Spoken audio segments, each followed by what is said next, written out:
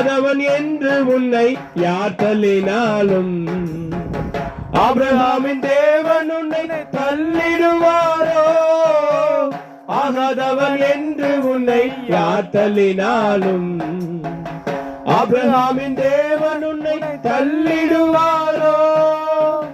தஞ்சமென்று வருபவரை தள்ளாத நேசரவர், தஞ்சமென்று வருபவரை தள்ளாத நேசரவர்.